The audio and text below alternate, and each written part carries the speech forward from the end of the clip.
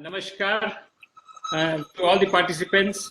I'm delighted that the chief guest of today and the main speaker is Shri Kiren Rijiju, whom I know very well, one of our brightest ministers and probably the best role model for the youth in the country today. So I'm delighted that he's here today. I also recognize Mrs. Usha Sharma, the Secretary Youth Affairs, and the Joint Secretary, Mr. Ashit Singh.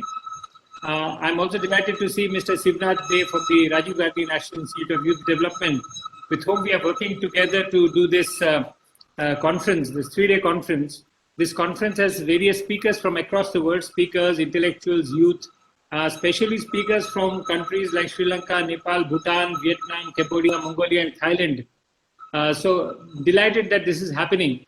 The topic of today's conference is Buddhist philosophy and its role in inculcating values among the youth. And one of the first things that I started thinking is, why do we need to inculcate values in the youth? So the main reason, the youth are the backbone of the nation. They're the citizens of tomorrow, the leaders of the future, and they're responsible for humanity's existence in the future. So inculcating good values becomes important for us. Important because values are a reflection of the decisions we make. We make the decisions depending on our values. And there is a general feeling today that the values among the youth are being compromised. Values which we thought were strong, values like honesty, respect, patience, responsibility. These are values which we think are important, is what this youth seem to lack today. And one feels that the youth have lost it to some extent. And there was a study done recently to find out what the main problems of the youth were. And we found that the main problems of the youth were things like mental depression, anxiety, and nowadays a large use of drug and alcohol. So what does this mean? Does it mean that the youth of today is actually, the future is bleak, that the youth of today is a problem? It's actually not true. It's true that the youth of today have a different outlook from what we were when we were younger. That the same values will continue. But it is different. They have inherited a different world. This is a world which is far better than the world we inherited. A world where there is less wars, less poverty, better healthcare, better education, and greater use of technology. Today, technology is everywhere. The youth of today is actually digitally wired. We were analogs. We are like dinosaurs for this generation. So we should not try and look at the same values as we look at what we had the same values. In fact, these children are much more enthusiastic, more courage, and more idealistic than we were.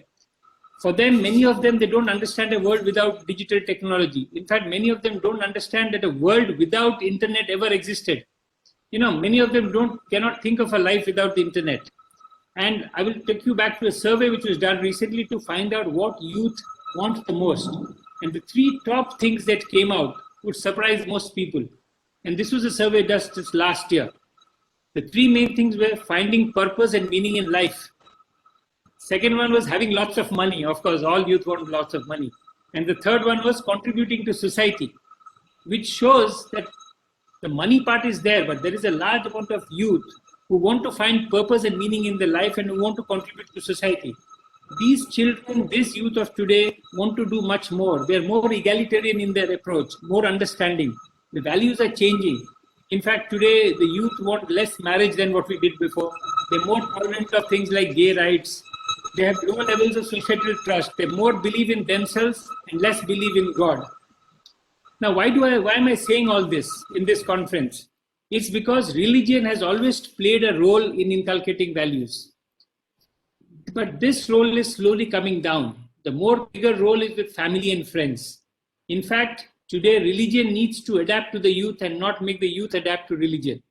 Because religion itself has to change. And that's why Buddhism is such a wonderful religion, because it has adapted. Over the century, it has adapted to the people, adapted to the youth. This is much more, it's a more pacifist. All religions across the world, if you look at it, teach the same things. Goodness of mankind, proper societal values. But some religions are more flexible than others. And Buddhism is actually much more flexible. On an average, a Buddhist is more pacifist, more tolerant than many religions. So the idea that Buddhism can actually influence the youth is very important. But a lot of people ask me, they tell me, how can the Buddha, who himself renounced his family, actually influence the youth? He renounced everything. So how can he influence? In fact, in today's world, most children suffer from mental depression and anxiety because either their parents have abandoned them, or their parents are divorced, or they live in broken homes. So the whole question is, how can actually Buddha help something when he has himself renounced? People actually don't understand the concept of why he renounced. Because if you really look at it, he didn't renounce. He came back, and his own son, Rahula, actually became his disciple. Rahula, at the age of 7, became a disciple of the Lord Buddha. And Lord Buddha taught him that his renunciation was not renunciation of the people, but renunciation of ties. That he was teaching that detachment is actually the only way to success. And so he taught Rahula a lot of truths. He taught Rahula the truths about how to be honest, how to do self-reflection, and how to have compassion. And these are the 3 things that the youth need to learn today. Buddha taught his own son, he taught others. And these are the 3 most important things: honesty, self-reflection, and compassion. In fact, the Buddha is known as the Mahakaruna, the man with the maximum compassion. In today's world, when there are different ideologies, where people are fighting with each other, where the world is having so many problems, Karuna becomes important, compassion becomes important. And these are the things we need to learn. So I'm sure that the conference that we are having today will discuss all these things and more. This conference is the beginning of a series of international seminars and conferences that ICCR will hold, along with other colleagues, other parties like the Rajiv Gandhi Institute of Youth Development, on different aspects of Buddhism. We want to make India a hub of Buddhism worldwide.